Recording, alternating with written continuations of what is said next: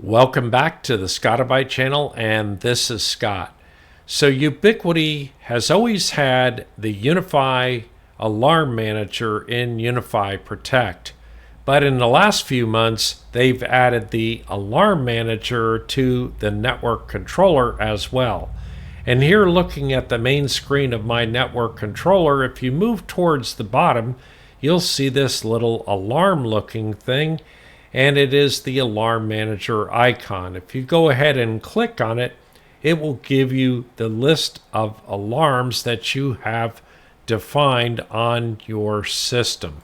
One simple example of an alarm is a monitoring alarm, where I look at a particular client device which is connected to the network. And if I look down here and I look for Fire, we have Scott's Fire tablet as an example. And then over here I have an action, which is an action to notify all admins. And what this will do by default, and I'll go ahead and name this thing Test Alarm, is that whenever the Scott's Fire tablet comes on the Wi-Fi, it will go ahead and send an alert.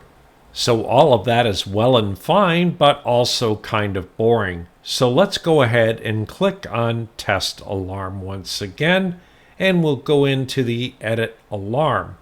And over here on the right hand side, you'll notice that one of our actions is Webhook. And here you have an option of doing a Slack webhook, a ServiceNow, or a custom webhook. So the subject of today's video is going to be how we can use custom webhooks with Unifi Alarm Manager. I'm going to review two examples today. The first is how to use a custom webhook from Home Assistant, and the second will be how to use a custom webhook from Hubitat. In Home Assistant, one of the things that we want to be able to do here to create our custom webhook is we need a device. So we're going to go to Settings, we're going to go to Devices and Services, and we're going to come over here to Helpers. And in Helpers, we're going to say Create a Helper. And the helper we want to create is going to be a toggle. And so in the search, I'm going to type in toggle. I'll select toggle, and then I'm going to give this toggle a name, and I'll just call it My Unifi Alarm. And since I'm going to measure or evaluate when things come on and off the network, I'm going to go ahead and type in MDI colon, and my tablet is Wi-Fi, so I'm just going to say MDI Wi-Fi. And this will go ahead and give me an alert, or I'll choose the alert one, and that's just a special icon that particular helper will display if we put it on a dashboard as an example. So I'll go ahead and click Create to create my helper, and I now have a My Unifi Alarm helper. To see what we've created here, if you click on My Unifi Alarm and go up to the gear, we now have an input underbar boolean dot my underbar unifi underbar alarm. And for those of you familiar with Home Assistant, that is the name of the entity, and the entity is what we will use in our various automations.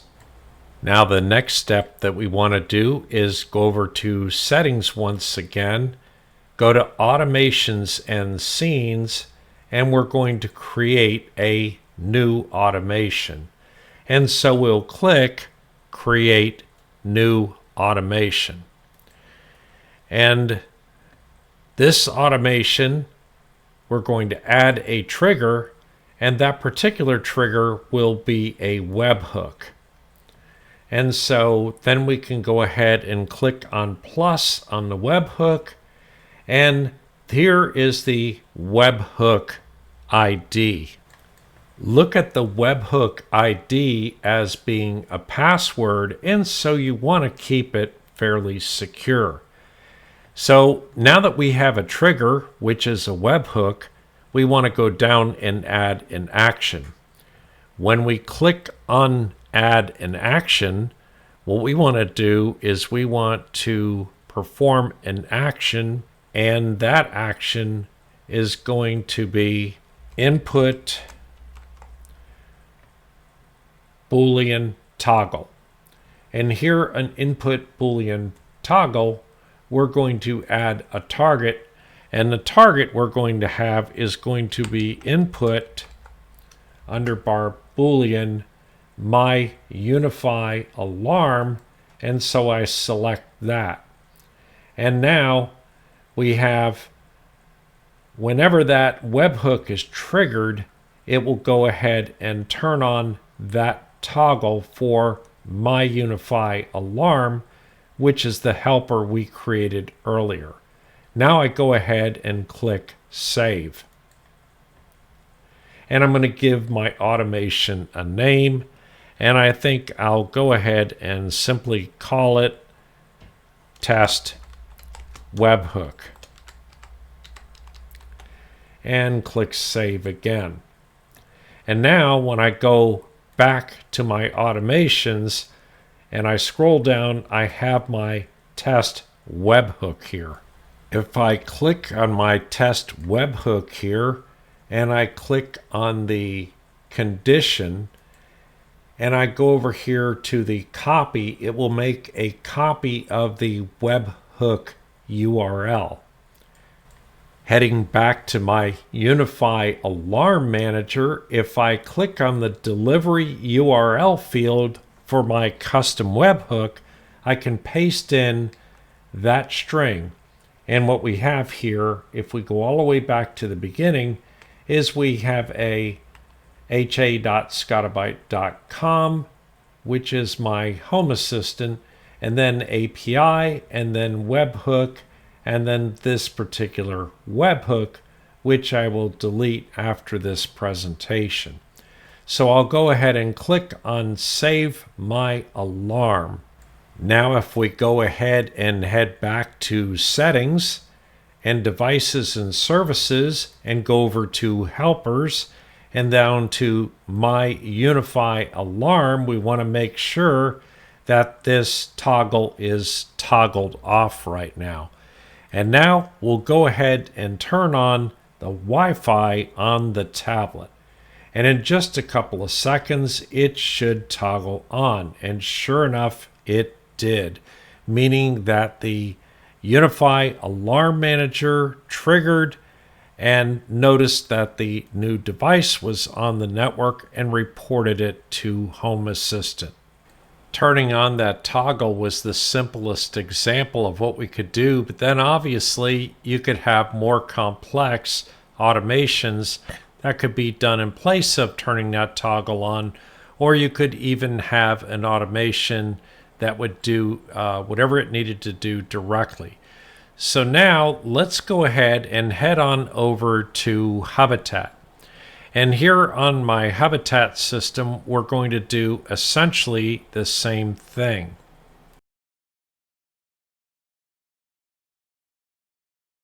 Just like we created a toggle, which was basically a true-false setting over in Home Assistant, over in Hubitat, we're going to go ahead and click on Devices. And then in Devices, we're going to go ahead and say that we want to add a device. And we're going to add a virtual device, and the virtual device type will be a virtual switch. And then we'll click virtual switch here and click next. And we'll go ahead and say test is the name of our switch, and we'll go ahead and click next. I'm not going to put this in any particular room because it's just a test. and I'll go ahead and say skip. And I can do view device details if I want to. It's just a very simple virtual switch which can be turned on or turned off. Next, to create our webhook endpoint, we're going to go to Applications. And in Applications, we're going to say Add a built-in app, and I'm going to type in Maker. Select Maker API, and then you're going to give this some kind of a label. I'll just go ahead and call this Test. And then you want to move down here where it says Select Devices. Under Select Devices, we're going to go ahead and click that option. And then we're going to look for our test device by typing in test. I'll go ahead and select it and say Update. And now I have a Maker API label of test. I have a device authorized for this endpoint called test. And then further down here, we have a list of URLs. And I'm going to go ahead and do a done for right now to finish creating our Maker API. And you can see here that it says that it's called test and it is a Maker API. If we click on it once again, we want to scroll down and we want to grab this first URL that says get device info. We're going to make a copy of that. And this device token at the end is going to serve as a password for our endpoint URL for the webhook. Now we're going to head back to Unifi, click on the Alarm Manager, and we're going to create a new alarm. I deleted the old alarm. I'll just go ahead and call this alarm test. And I'm going to say client device connected. And then in here, I'm going to uncheck all client devices, and I'm simply going to search for Scott, and I'll pick the Scott Fire tablet like I did last time. And then over here to the right, I'll select Webhook, and then I will change from Slack to custom Webhook. And then here I'll go ahead and paste in my delivery URL that I got from the Maker API application. You probably noticed here that there's a placeholder in this URL for a device ID, and it simply says device ID. To find our device ID, we're going to have to head back over to Hubitat. Back on the Hubitat side, if I click on devices and I type in test in the search field and I look at the test device, we can see that it's device number 4934, and that's what we want to take note of. So back in Unifi Alarm Manager, I want to highlight this bracket, device ID bracket, and paste in that device ID of 4934. The next step is going to be putting a slash after that 4934, and I'm going to type on before the question mark. The meaning of this is that device 4934, our test virtual switch, is going to be turned on when we call this webhook endpoint. And the last thing that I want to do over here in Alarm Manager is to create this alarm. And now I have a test alarm that is monitoring with a action of an endpoint webhook. At this point, I just created myself a simple dashboard with the single device switch, the virtual switch test we created earlier. And that test switch is one way that we can evaluate whether or not this is working. So now I can take the Amazon tablet, the Amazon Fire tablet, and turn it on Wi-Fi.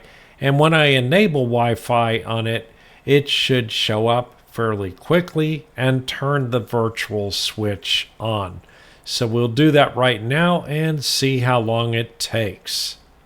And there we go. The virtual switch was on, indicating that the Wi-Fi was enabled.